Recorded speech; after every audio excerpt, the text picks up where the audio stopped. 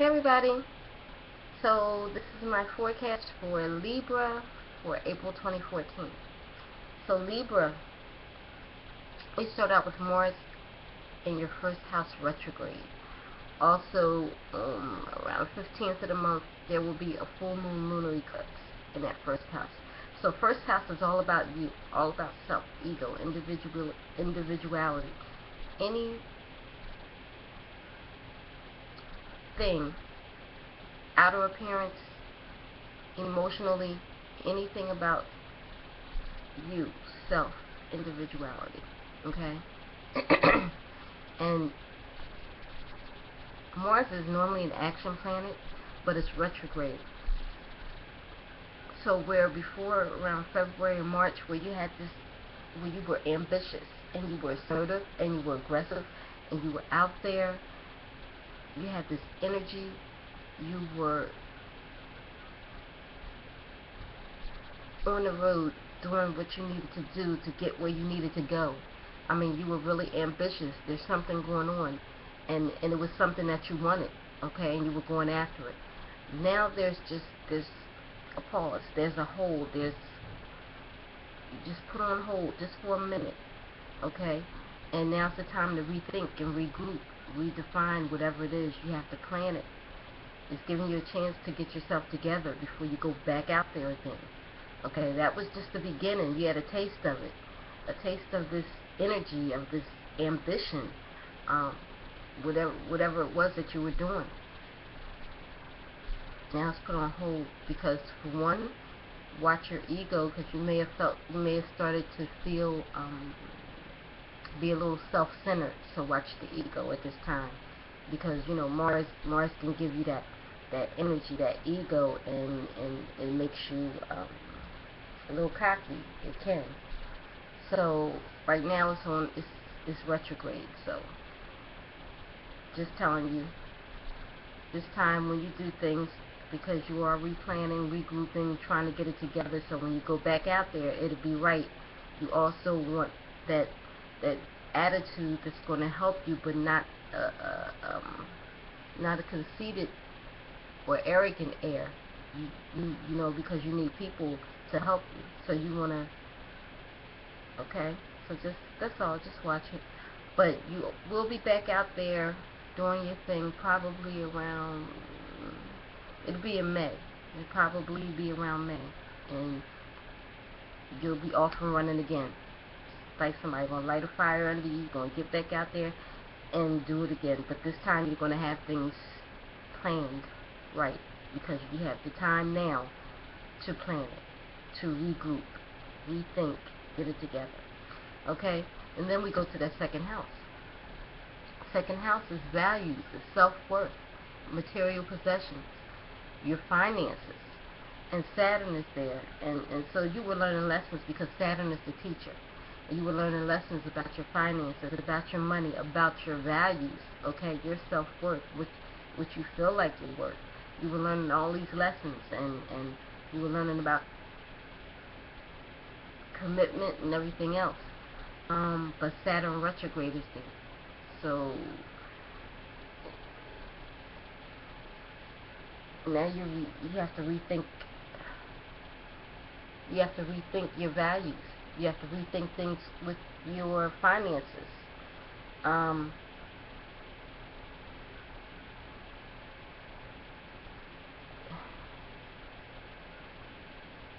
the lessons that you were learning, now you have to maybe go back over these lessons again, because it's something, I guess, whatever you were learning, you just kind of forgot, maybe, or started to forget what was going on.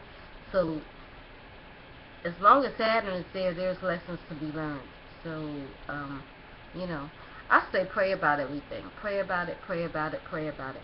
I don't understand what I'm saying.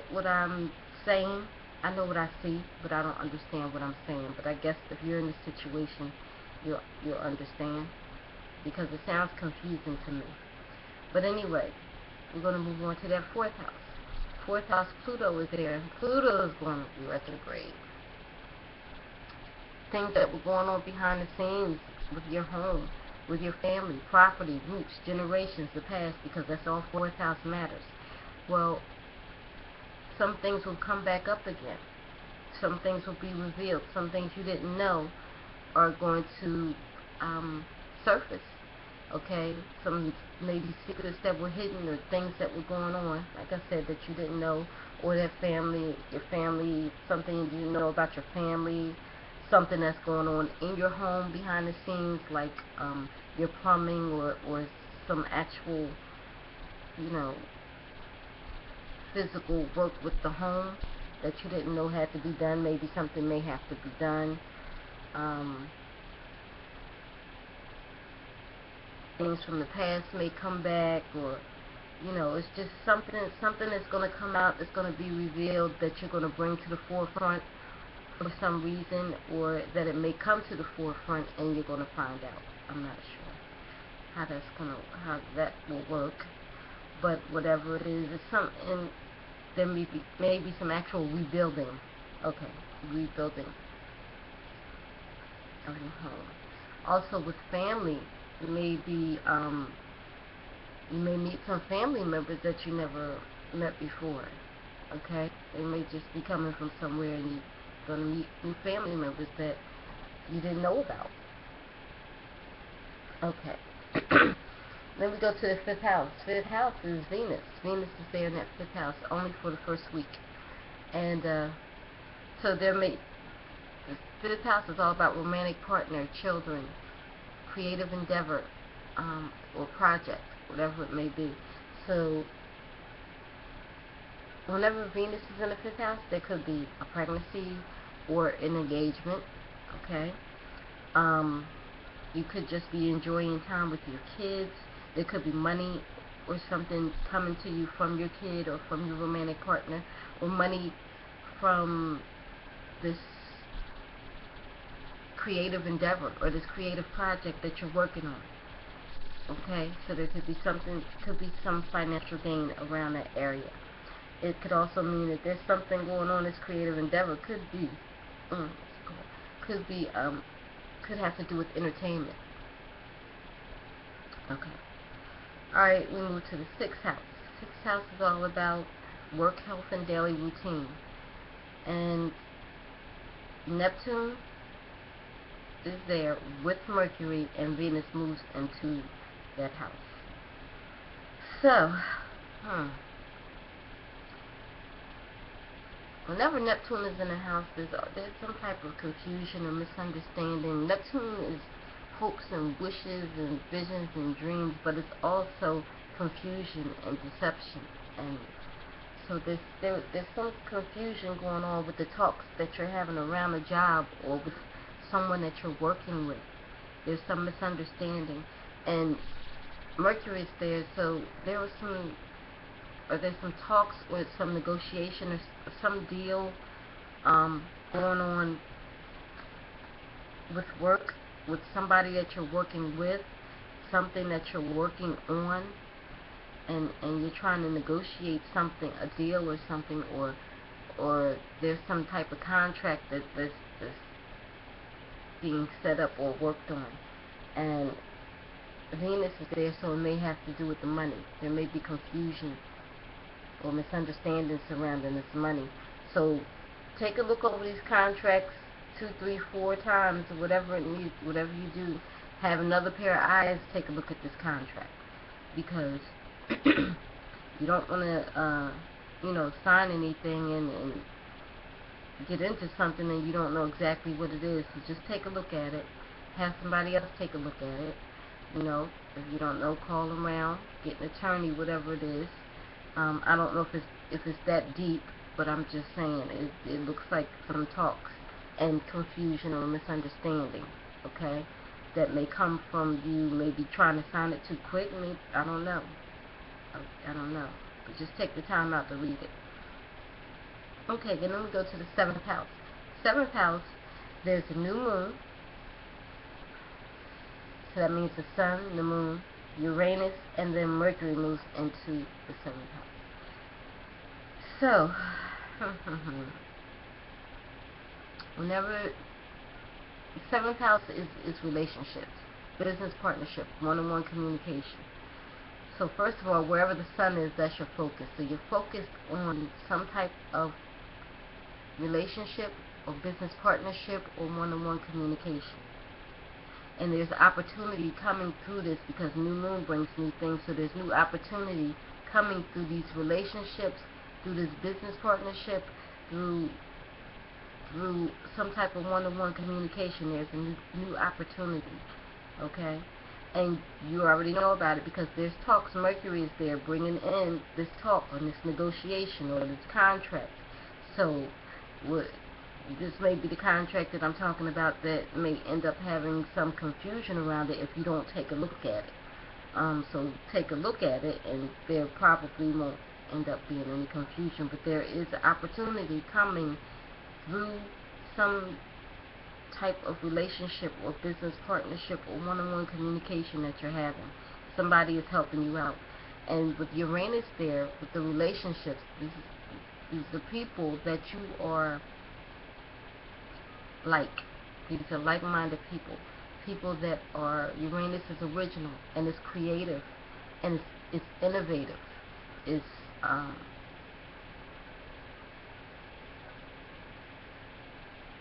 just like originality. So you're dealing with people like you and you're talking to people like you, and now there's this opportunity coming from some type of relationship where these people are like you, and there's talks and negotiations of some type of contract. I don't know what I'm saying, but you do. Okay.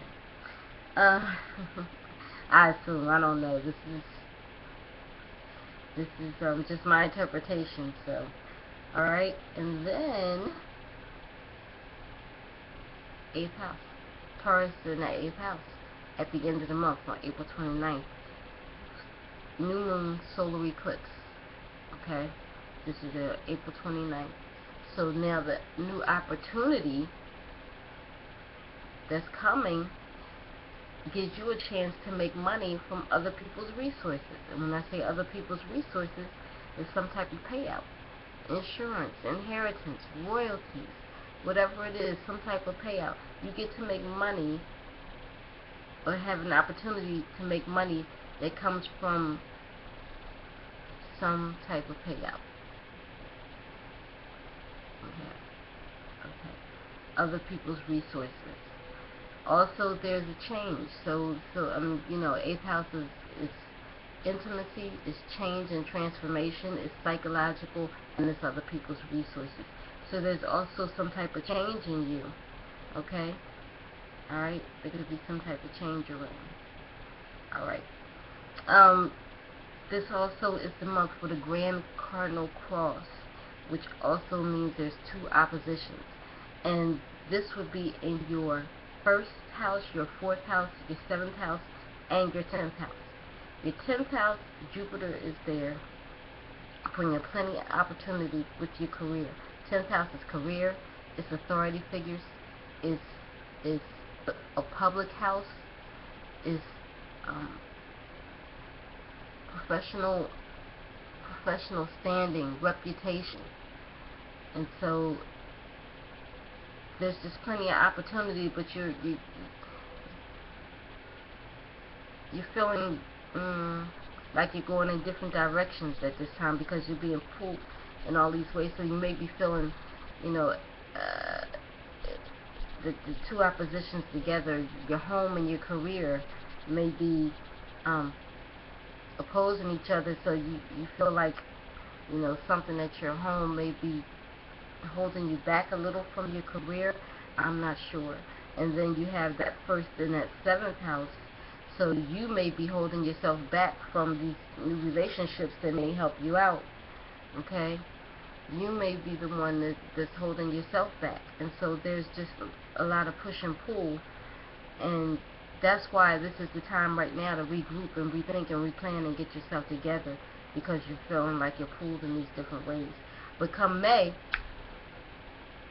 when Mars goes out of retrograde, you're going to have that energy again, you're going to have that fire again, that ambition, that assertive, aggressive, you know, energy. So everything should be good.